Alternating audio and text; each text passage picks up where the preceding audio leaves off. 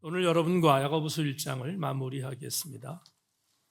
야고보서 1장 26절로 27절 말씀을 합독하겠습니다. 제가 읽지 않고 같이 읽겠습니다.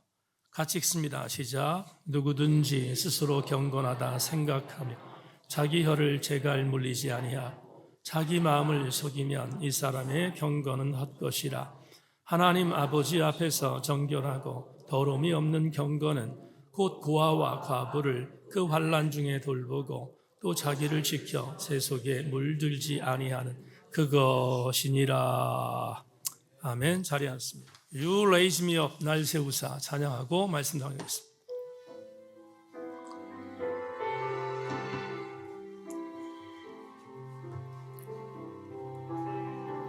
기도하는 마음으로 찬양합니다. 나 지치고 내 영혼 연약할 때 근심 속에 내 마음 무거워 주 오셔서 함께 하실 때까지 나 잠잠히 주님을 기다려 날 세우사 저 산에 우뚝 서리 날 세우사 풍랑 가운데도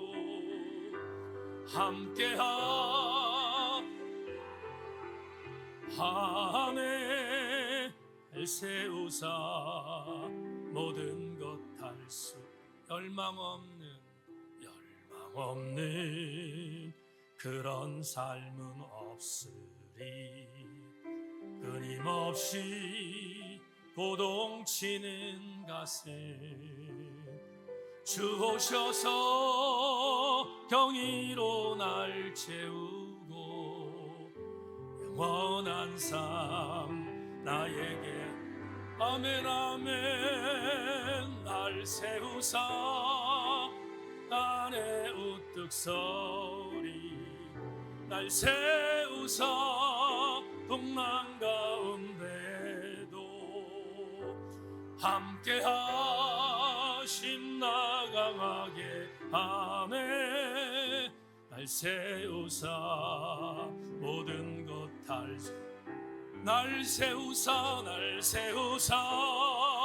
저 산에 우뚝 서리 날 세우사 풍랑 가운데도 함께 하심 나 강하게 하네 날 세우사 모든 다시 한번 고백합니다. 날 세우사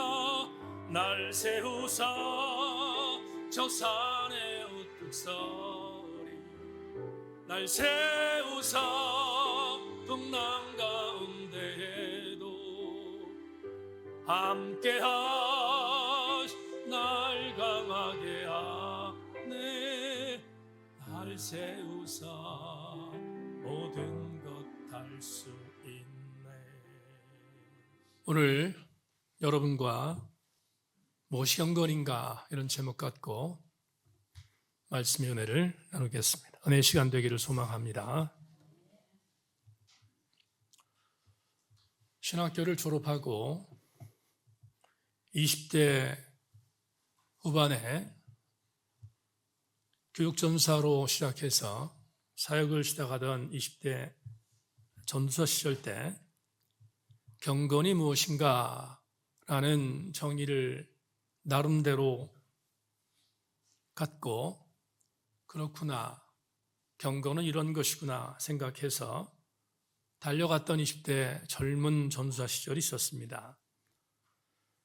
제가 섬기던 교회에서 청년들과 사역을 하면서 적어도 교육자의 권위를 떨어뜨리면 안 되겠다 생각해서 설교 준비도 어렵게 하고 어려운 말을 골라가면서 설교했던 철없던 시절이 있었습니다. 그래서 최대한 겉멋든 신앙으로 살아가는 것이 경건인 줄 알았습니다. 30대, 40대 젊은 목사 시절에 경건은 지칠 줄 모르고 주의 사역을 위해서 열심히 일하는 것임을 각인했고 물불 가리지 않고 열심히 사역해서 교회를 부흥시키는 것이 경건이라고 생각했습니다. 역시 철없는 일이 아닐 수 없었습니다. 50대 목사가 돼서 중년의 목사 시절에 경건이 뭔가 생각하다가 교우들에게 설교를 잘 하는 것이 경건인 줄 알고 목숨 걸고 설교를 준비했고 설교에 실패하지 않으려고 최선을 다했던 시절이 50대 목사 시절이었습니다. 돌이켜보면 그것도 경건이 아닌 것을 요즘에야 알게 됩니다. 이제 사역을 내려놓아야 할 시기가 점점 다가오고 있는 60대 중반의 목사가 돼서 경건이 무엇인가를 생각해 보면서 사역을 하게 되는데 이제 조금 아주 겨우 느끼는 경건의 정의가 있습니다. 그 정의는 살아내는 것이 경건이다 생각했습니다.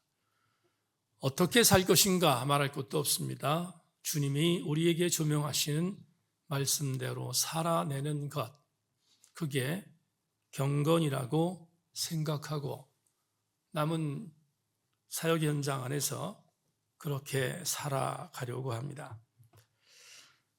언젠가가 될지 모르지만 저는 분명히 하나님 앞에 설 날이 올 것입니다. 그날 감히 상상해 보는데 사역을 마치고 하나님 앞에 섰을 때 하나님께 뭔가를 보고해야 하는데 그 보고 안에서 혹여나 내가 하나님 조직과 제도 안에서 기득권을 놓치지 않기 위해서 발버둥 치며 목회했습니다 라는 헛소리를 하나님께 보고한다면 그건 재앙이라고 생각했습니다. 그런 삶을 살지 말아야겠다고 각오하고 지금도 긴장하고 있습니다. 주군께서 마지막 날 제게 이 목사야 애썼구나. 진짜 내가 원하는 경건을 위해서 살았구나 라고 말씀해 주시기를 기대하는 모습으로 남은 사역을 달려가는 것이 저의 소망이자 그리고 기도 제목입니다. 두 팔 벌려 너른 품으로 안아주시며 내가 원하는 경건의 삶을 살았다고 칭찬해 주는 이 칭찬은 여러분의 담임 목사에게만 주는 칭찬이 아니라 여러분들에게도 그런 칭찬이 임하는 여러분의 삶이 되기를 소망합니다. 저는 오늘 야고보서 1장을 마무리하면서 경건이란 무엇인가를 한번 생각해 볼까 합니다. 어제 청년들과 학생들을 지도할 선생님들과 셀 사역을 미리 점검하기 위해서 매주 토요일마다 모이는 모임에서 물었습니다. 선생님들은 경건이 무엇이라고 생각합니까? 선생님들이 말했습니다. 기도하는 삶이 경건입니다. 뭔지는 확실하게 구체적으로 말할 수 없지만 거룩한 삶의 모습의 현장 안에 있는 것이 거룩한 것이 아닙니까? 라고 정의해 주었습니다. 물론입니다. 그것도 경건인 것을 배제하지 않습니다. 하지만 오늘 야고보서 저자는 우리에게 대단히 신선한 경건의 의미를, 어떻게 보면 가장 중요한 경건의 의미를 본문에서 제시하고 있습니다. 아시는 것처럼 저는 제 설교의 구조가 원포인트 설교를 합니다. 렘 하나를 여러분에게 전하기 위해서 성경을 해석합니다. 하지만 오늘은 여러분에게 레마를 두 가지로 정해서 선포할 것입니다. 첫 번째 레마와 두 번째 레마는 오늘 공교롭게 두 절을 읽었기에 26절에서 첫 번째 레마를, 그리고 마지막 27절에서 두 번째 레마를 찾으려고 할 것입니다. 2025년 3월 2일 주일 2부 예배에 하나님이 오늘 우리에게 요구하시는 경건이 무엇인가? 야고보서 저자를 통하여 우리에게 제시해 줍니다. 두 가지를 지금부터 말씀드릴 것인데, 고정관념화되어 있는 경건이 아니라 우리가 정말로 21세기 현대기를 살아가며 우리 마음속에 간직하고 실천해야 할 경건의 내용인 것을 기억하고 잘 따라와 주시기를 부탁합니다. 첫째, 경건은 말을 줄이는 삶입니다. 말을 줄이는 삶이 경건이라고 해석하는 해석이 생뚱마저 보이실지 모르지만 그렇지 않습니다. 경건은 말을 줄이는 삶입니다. 본문 26절을 자막을 통해서 확인하십시오. 누구든지 스스로 경건하다 생각하여 자기 혀를 재갈에 물리지 아니하고 자기 마음을 속이면 이 사람의 경건은 헛것이라. 이것을 부연하면 이렇게 해석할 수 있습니다. 야고보서 저자는 수신자들에게 조금도 뒤로 물러서지 않고 혀를 재갈에 물라고 직격하고 있습니다. 왜 그랬을까? 야고보서의 수신자들인 유대 땅이 아닌 이방 땅에 살고 있었던 디아스포라 크리스천들에게는 그들에게 교육할 수 있는 체계적인 교육이나 하나님 말씀으로 권면할 만한 권면의 지도자들이 별로 많지 않았습니다. 그러다 보니 이방 땅의 문화와 이방 땅의 세속적 가치에 휘둘리는 일들이 많았을 것입니다. 그러지 않으려고 노력했을지 모르겠지만 적지 않은 디아스포라 크리스천들은 이방 땅에 거하며 흔들리고 있는 본인들의 삶을 방치하고 어떤 사람들은 막 살기까지 했습니다.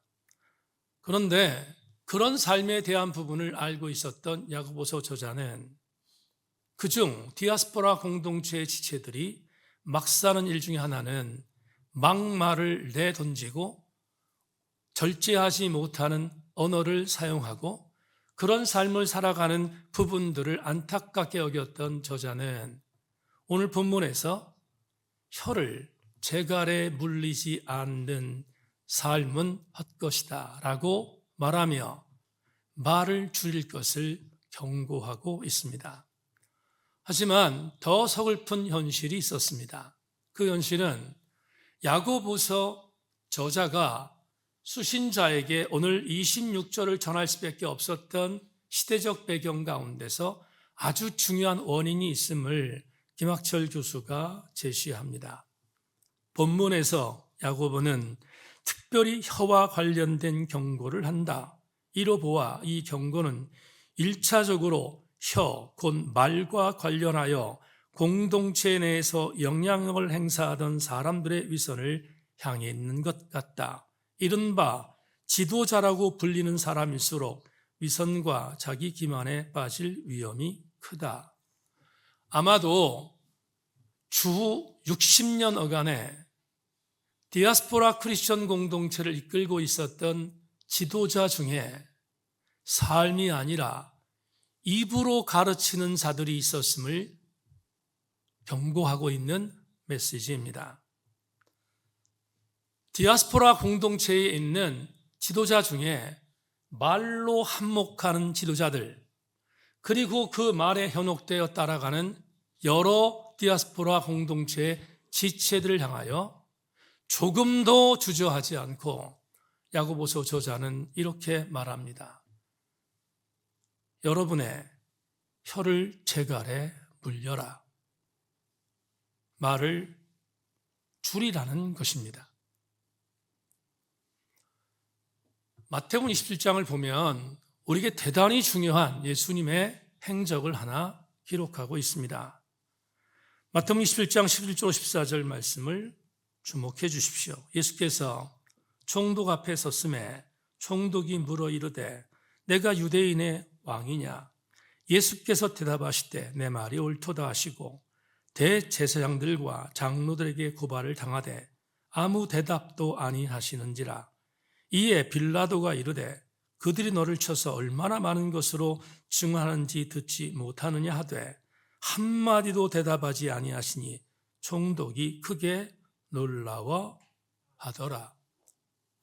주님은 가야바 일당의 음모와 가룟 유다의 배신에 의해서 지금 가야바 제사장에게 신문을 당한 뒤 당시 형법의 권한을 갖고 있지 않았던 가야바는 예수를 본디오 빌라도라는 총독에게 넘깁니다.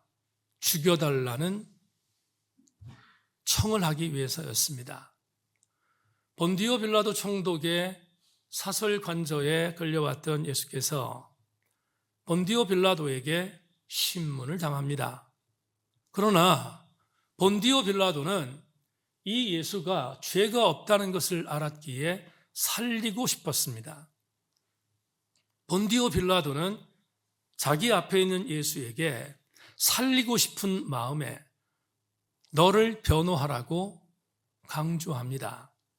첫 번째 신문의 제목은 네가 유대인의 왕인가? 내가 유대인의 왕인가에 대하여 질문했습니다. 그러자 유대인의 왕이냐는 질문에 내 말이 옳도다라고 답했던 예수에게 다시 빌라도는 이렇게 신문합니다. 지금 너를 고발한 유대 종교 지도자들이 너를 죽이려고 혈안하는데 너 스스로 내가 보기에는 오늘 마태복음 11장에 없지만 여러 복음서의 정황에 의하면 본디오 빌라도는 예수가 죄가 없다는 것을 알았기에 오늘 읽어드린 마태복음 27장에서 너를 변호해 보라고 시간을 줍니다. 그런데 변호해서 지금 자기의 죄가 없음을 토로해야 할 예수께서 두 번에 걸쳐서 마태의 보고에 의하면 한마디도 대답하지 않으셨다고 보고합니다. 이상하지 않습니까? 자기를 변호해야 할 예수께서 한마디도 대답하지 않았다고 본문이 제시한 이 내용을 갖고 신약학자들은 그 이유를 세 가지로 제시합니다. 신약학자들이 예수께서 왜 한마디도 하지 않고 입을 닫으셨는가? 세 가지의 이유가 있습니다. 첫째, 죽어야 하는 구속사를 완성해야 했기 때문입니다. 주님은 당신이 마땅히 죽어야 인류를 구원할 구속사가 이루어진다고 믿었기 때문입니다. 너무 중요한 당위입니다. 그런데 설교를 준비한 목사에게는 두 번째, 세 번째가 참담합니다. 예수께서 왜 답하지 않았는가?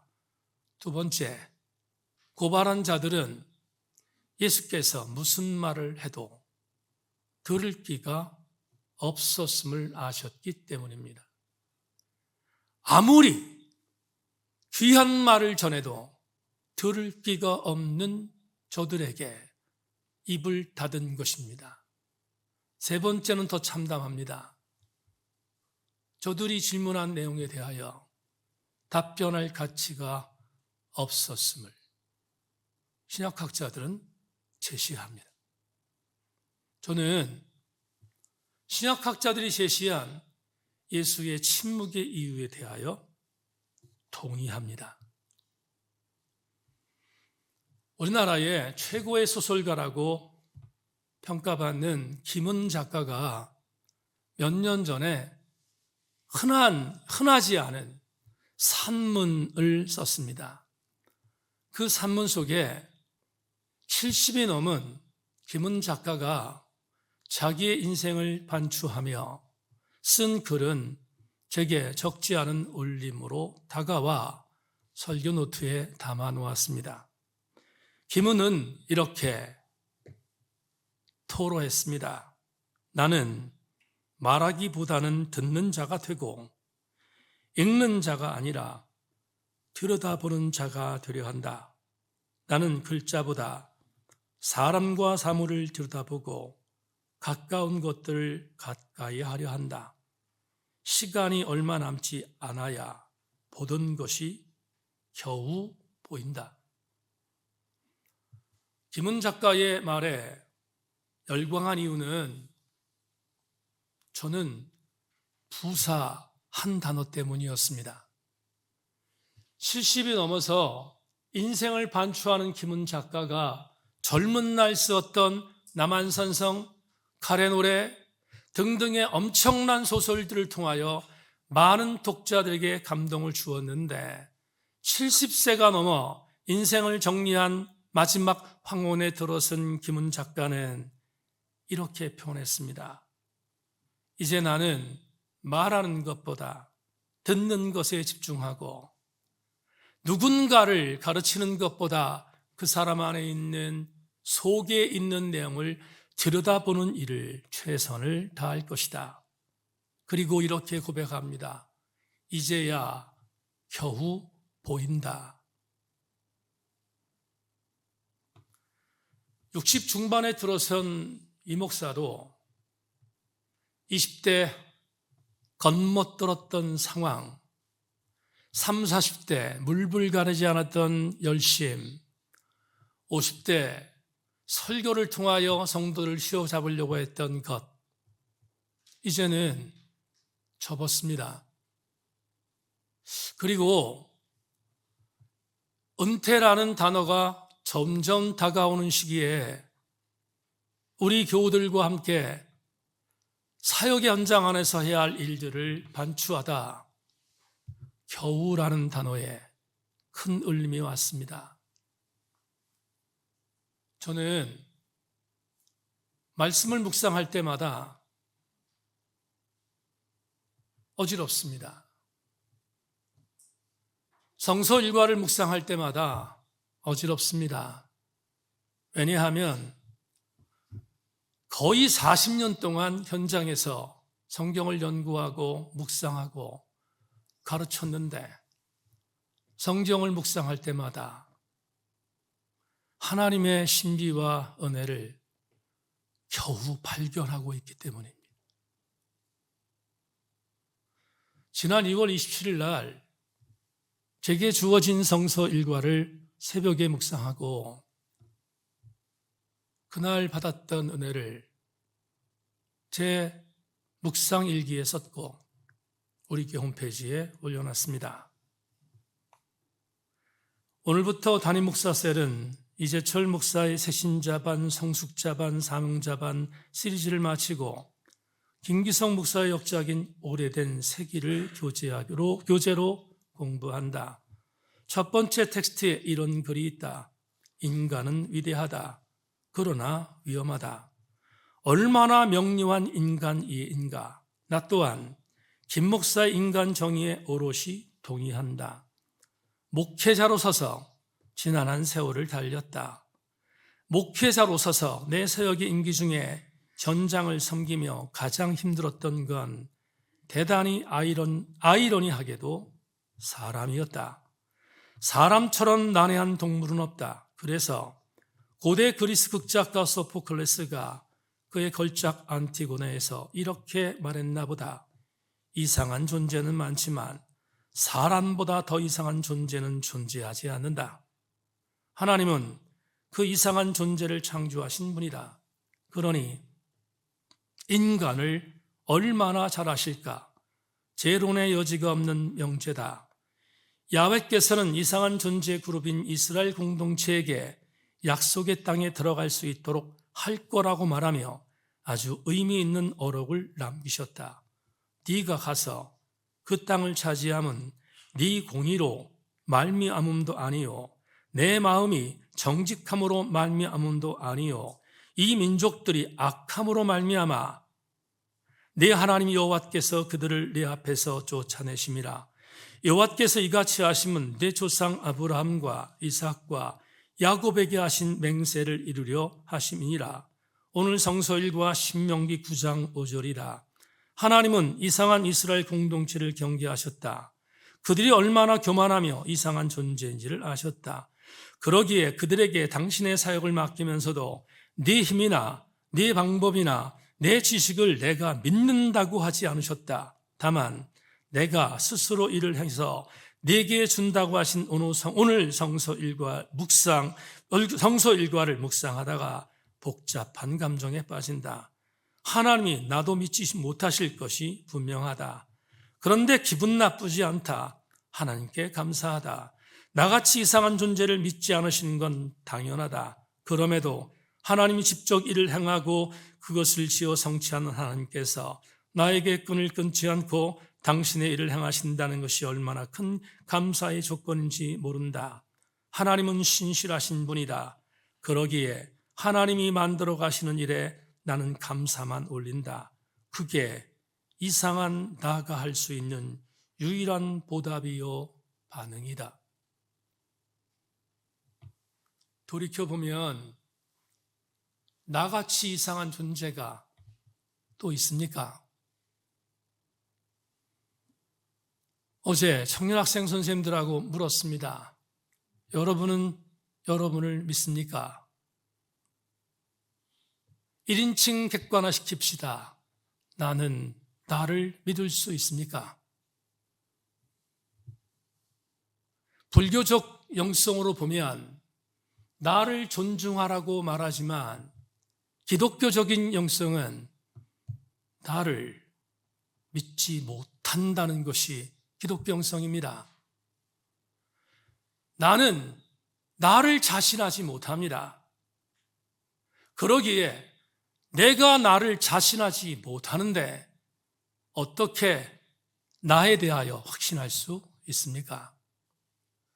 우리가 할 수 있는 유일한 것은 한 가지입니다. 이상한 나, 불완전한 나, 하나님도 믿지 못하는 나이기에 내가 할 수 있는 경건의 삶의 한 가지 방법은 실수를 줄이기 위하여 혀에 재갈을 물리며 말을 줄이는 것입니다. 오늘 2부 예배 나오신 교우 여러분, 저와 여러분 모두가 하나님의 영성에 가까이 가기 위하여 말을 줄일 수 있기를 소망합니다. 그것은 우리가 감당해야 할 미션이기도 합니다. 둘째, 경건이 무엇인가? 오늘 27절을 근거하여 이렇게 정의했습니다. 삶의 방향성을 하나님의 궤적에 맞추려는 삶이 경건입니다. 27절을 읽겠습니다.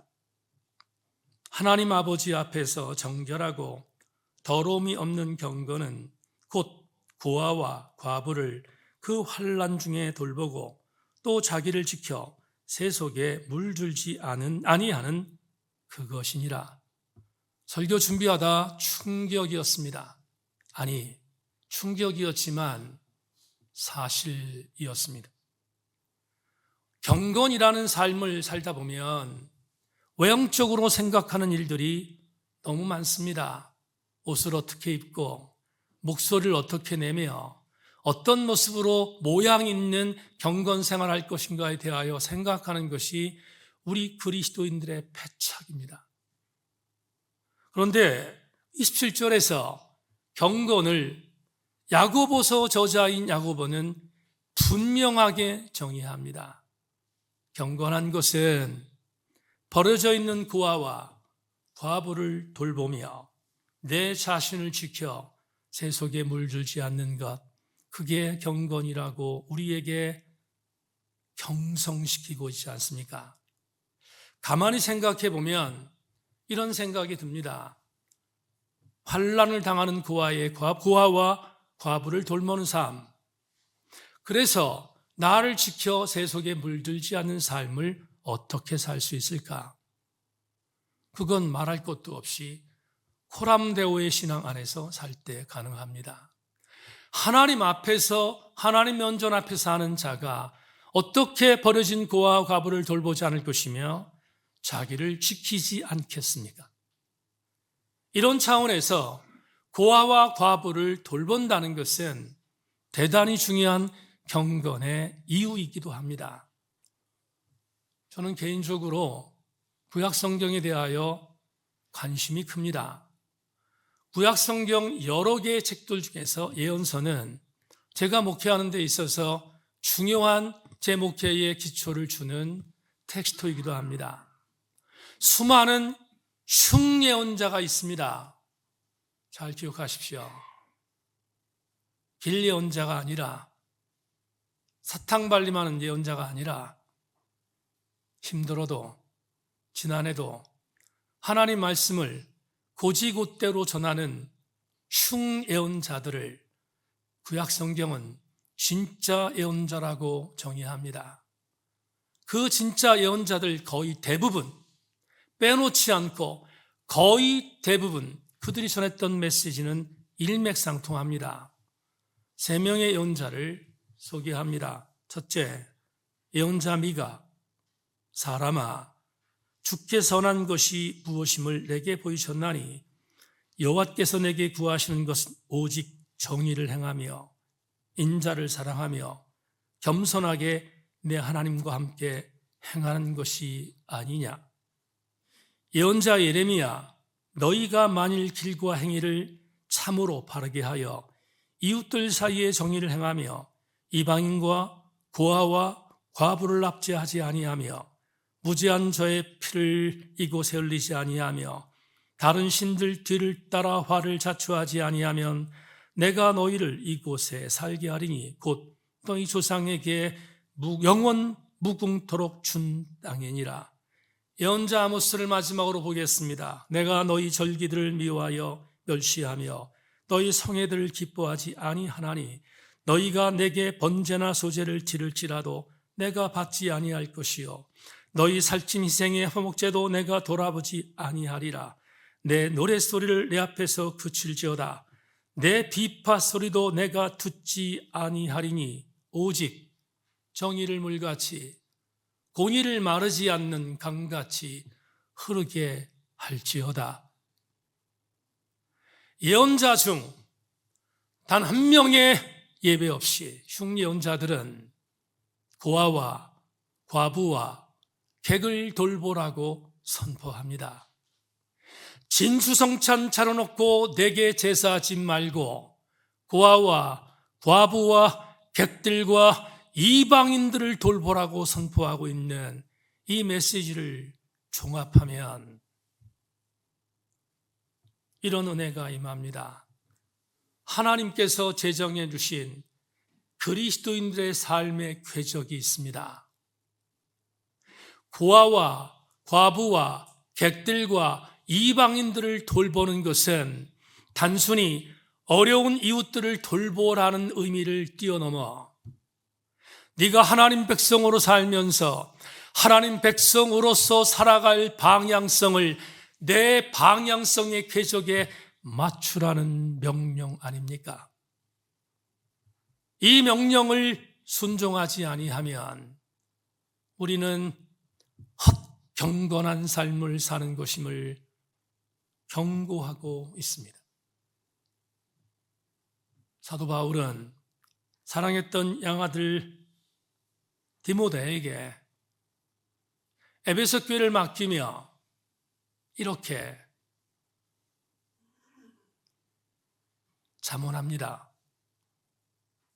사람들이 자기를 사랑하며 돈을 사랑하며 자랑하며 교만하며 비방하며 부모를 거역하며 감사하지 아니하며 거룩하지 아니하며 무정하며 원통함을 풀지 아니하며 모함하며 절제하지 못하며 사나우며 선한 것을 좋아하지 아니하며 배신하며 조급하며 자만하며 쾌락을 사랑하기를 하나님 사랑하는 것보다 더하며, 이렇게 디모데에게 선포한 사도 바울은 마지막에 이렇게 권합니다.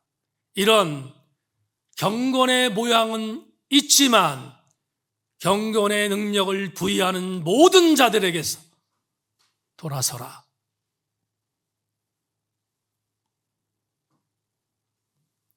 하나님이 원하시는 경건은 모양이 아니라 경건의 능력인데, 그 능력은 누구에게 부여되는가? 내 말을 제어하고 하나님의 궤적에 내 삶을 맞추는 자, 그가 경건의 능력을 맛보는 자이기에 우리는 이 삶을 살아내야 되지 않겠습니까? 말씀을 뵙겠습니다.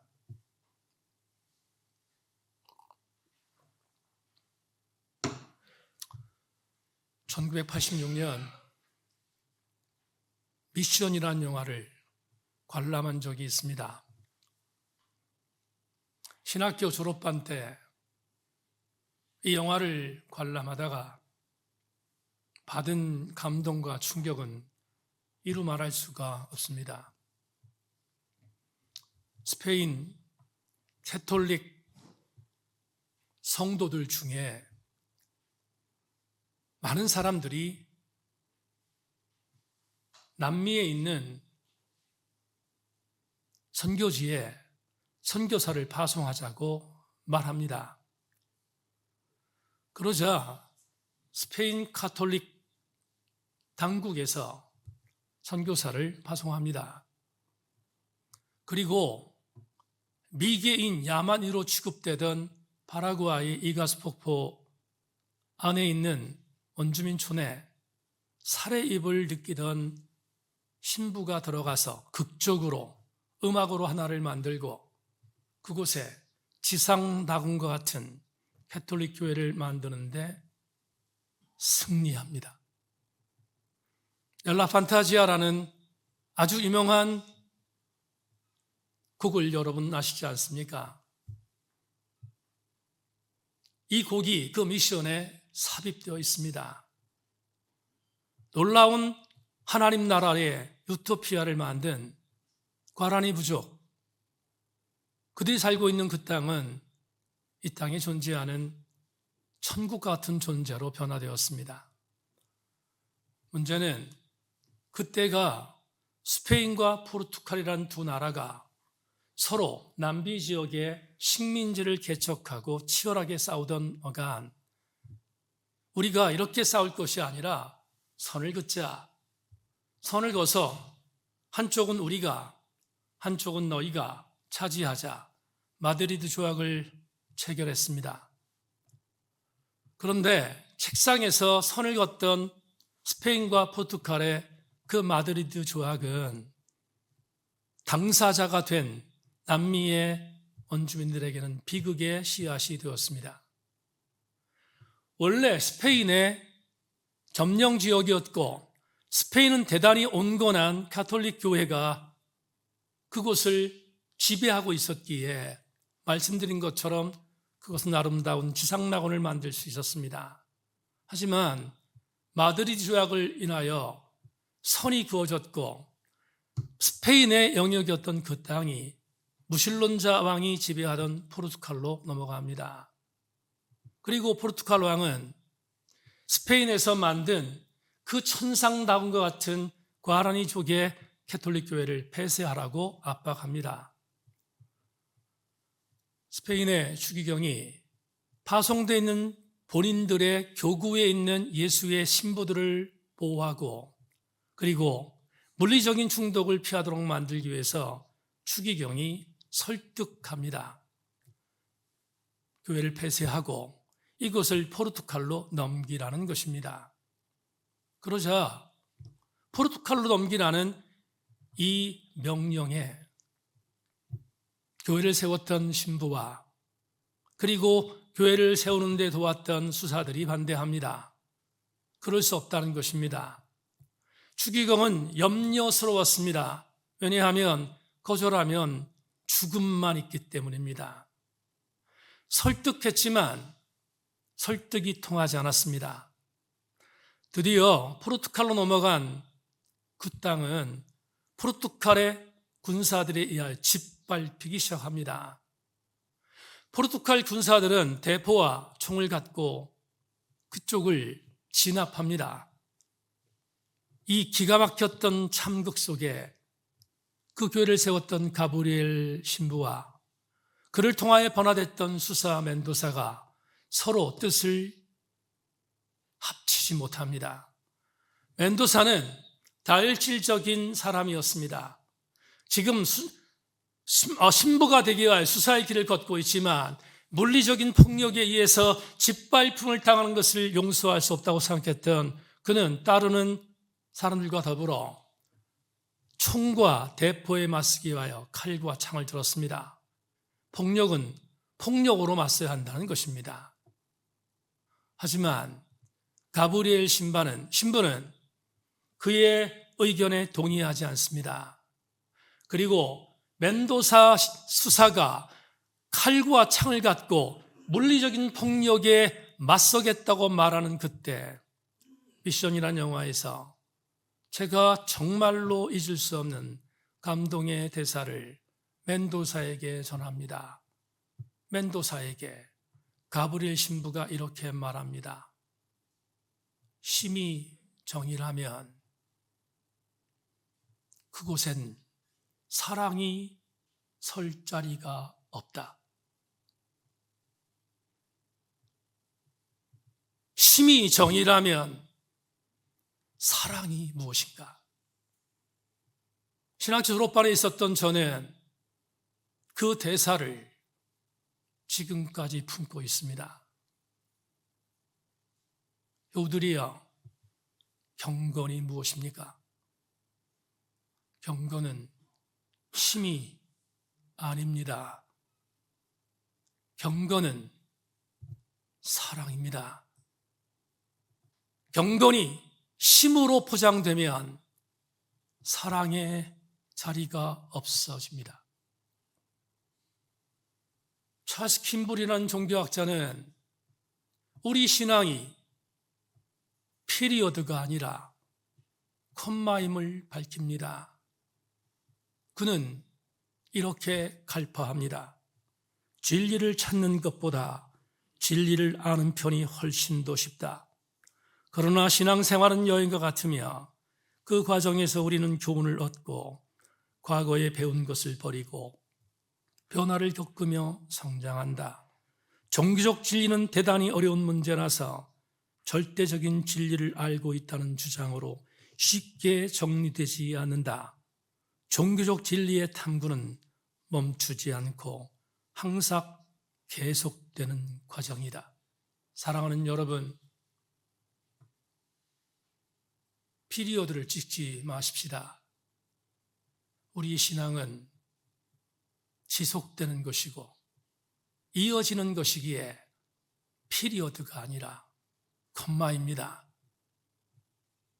경건은 불완전한 나, 믿지 못할 나, 아무도 나를 인정해 주지 않는 인간 군상 속에서 똑같은 이상한 인간들이 모여있는 그 현장에서 나를 포기하지 않고 나를 조각하시며 나를 만들어 가시는 주님이 포기하지 않기에 우리도 이상한 나이지만 만들어주시는 하나님의 은혜에 감사하며 그분이 만들어 놓으신 신앙의 삶의 궤적으로 우리 방향성을 맞추는 것, 그게 경건임을 믿고 우리 모든 교우들 그 경건의 자리에서 이탈하지 않기를 주님의 이름으로 권면합니다.